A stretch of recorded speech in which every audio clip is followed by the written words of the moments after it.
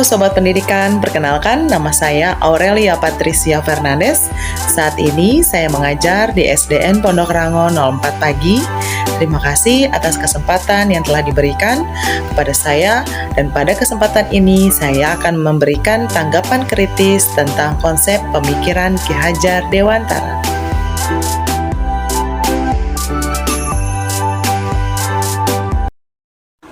Intisari pemikiran Ki Hajar Dewantara tentang pendidikan yang pertama, yaitu pendidikan merupakan landasan pembentukan peradaban. Seperti yang kita ketahui bahwa pendidikan dan kebudayaan adalah dua hal yang tidak dapat dipisahkan. Pendidikan merupakan landasan pembentukan perubahan bangsa. Dalam hal ini berarti pendidikan bukan hanya memaksa murid untuk memperoleh nilai yang tertinggi saat ujian akhir, tetapi pendidikan di sini sebagai upaya menjemput kebudayaan yang kita cita-citakan sebagai orang Indonesia yang beradab. Dengan demikian, pendidikan adalah sarana untuk membentuk peradaban. Selanjutnya, sebuah pendidikan tidaklah boleh statis, harus dapat berubah terus-menerus mengikuti tuntutan perubahan zaman. Hal ini sama dengan sistem tata surya yang harus terus-menerus berputar mengikuti perubahan zaman agar tidak terjadi kekacauan. Sama halnya dengan seorang pendidik yang harus terus berputar mengikuti zaman dan menanamkan kebudayaan kepada para peserta didiknya.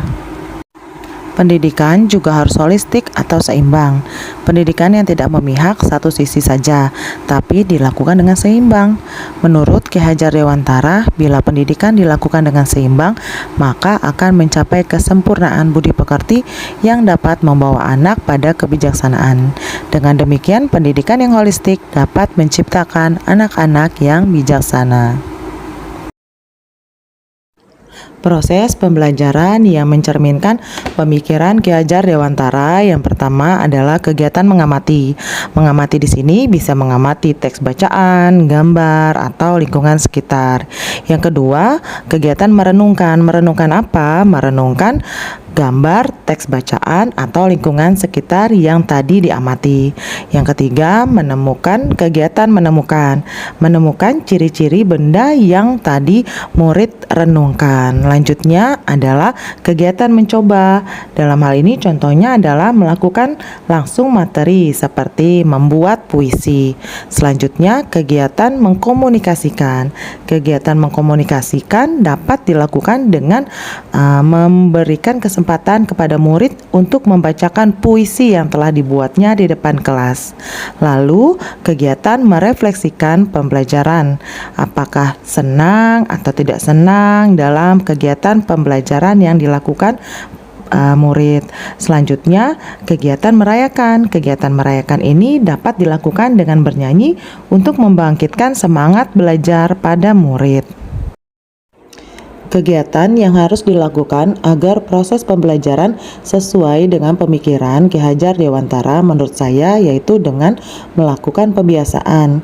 Dengan terus-menerus melakukan hal baik dalam proses pembelajaran, maka hal baik yang diajarkan dapat menjadi suatu kebiasaan yang membudaya pada peserta didik kita. Hal yang harus diterapkan sesuai pemikiran Ki Hajar Dewantara yaitu harus semakin memahami bahwa tujuan utama pendidikan adalah untuk kepentingan siswa atau murid. Semua yang dilakukan hanya untuk murid dan masa depan murid, dan menjadikan pendidikan itu adalah sesuatu yang menyenangkan bagi murid. Dengan rasa bahagia tersebut diharapkan murid memiliki budi pekerti yang baik pula yang dapat diterapkan di masyarakat nantinya. Demikianlah tanggapan kritis mengenai konsep pemikiran Ki Hajar Dewantara menurut saya. Mohon maaf bila ada kata-kata yang kurang berkenan. Terima kasih.